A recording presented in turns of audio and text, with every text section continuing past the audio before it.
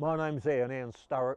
I've lived here so long, it's hard to remember why I came here. I've gradually drifted into growing trees, fruit trees, and so I was like Mr. Organic in this area a long time ago before anyone was interested. And then since I discovered the Bardsey Island apple 15 or 20 years ago, that led to a resurgence of Welsh varieties, and now that's what I do. That's my niche. So all of these trees here, these are all Welsh variety fruit trees. Then over here, these are all varieties that are pending. That one over there is from Bala, by Lake Bala. That's just been genetically tested and it's unique. So I will start making that apple from Lake Bala next year. And then over there are one that a lady found in the middle of the sand dunes at Morfabuchen, Black Rock Sands. People keep bringing them to me and it's hard to say no, isn't it? I spent about 20 years hunting for rare apple trees and never found one. But the Bardsey Island apple was brought to me by a friend. I realised that it was unique. I then sent it to the National Fruit Collection, where the experts there determined that it was a one-off. It was the only tree. It was the one. It was one of them on Bardsey Island. It was the rarest. So it's the rarest tree in the world, and that story sort of took off, and then it's led to all this stuff for my sins.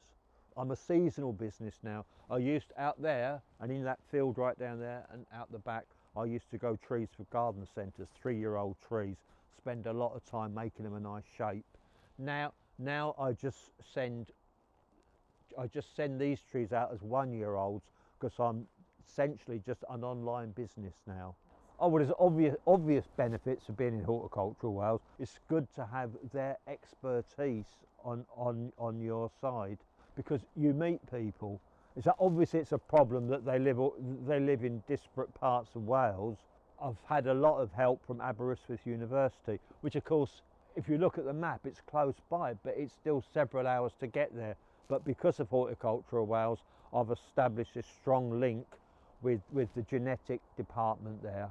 And all those trees behind me now, they're all ones that have been genetically tested, DNA profiled in Aberystwyth University, and I'm now starting to make them.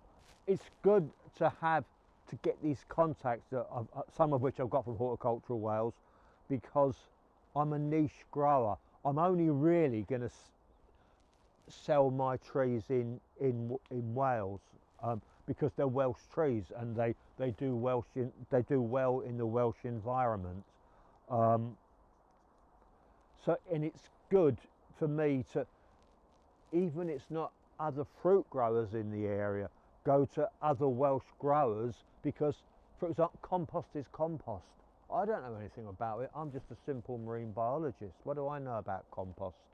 What do I know about diseases? What do I know about, where do I buy my labels? I don't know. What do I know about irrigation? They're not things that are specific to fruit growing. They're things that are much more general. So if with Horticultural Wales you can get those connections to meet other, because horticulture is horticulture. The stuff that comes out of your growing media is that's a unique bit, but the rest of it, the structures, the compost, the labelling, help with your selling online, computer stuff and everything else. I'm A bit old, and B, can't be bothered to do social media. I really hate it, but luckily for me, they've been doing that on my behalf, if you like, so I don't have to try and pressurise my lazy sons to get on social media, get off of Tinder, and they can get on other forms of social media and do something more useful. It's all stuff that you only really get to know when just sitting around talking. I'm a member of the Wales Heritage Orchard Cluster, and so that's people that are interested in old, almost extinct, rare Welsh trees, and we will share our knowledge. No, I don't know what's this thing here. Persere, that's a Welsh cider tree. No one knows anything about it. So if you have other people in your clusters, then you can increase knowledge. I will learn soon how it does round here, but Wales is a big country. Often people ask, they want to get feedback, they want to tick boxes, but the trouble is, when you're in the real world, we don't have boxes to tick. Obviously, all the help we get, all the contacts we make help, but it's all long term. We work long term, these trees grow long term, the projects are short term, and it's a real conflict there. The projects running should be as long as the trees grow, basically. That's how we get real knowledge. That's how we get benefit. I can't say, for example, in our case, how many more trees I will sell because of Horticultural Wales. I know I've sold some. I sold 2 today. I know I've sold some, but I can never quantify it. And also, of course, I'm a grower. I'm not a businessman.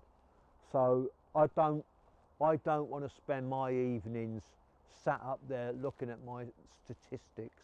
But they're absolutely meaningless. Their graphs go up and down. I want to grow stuff.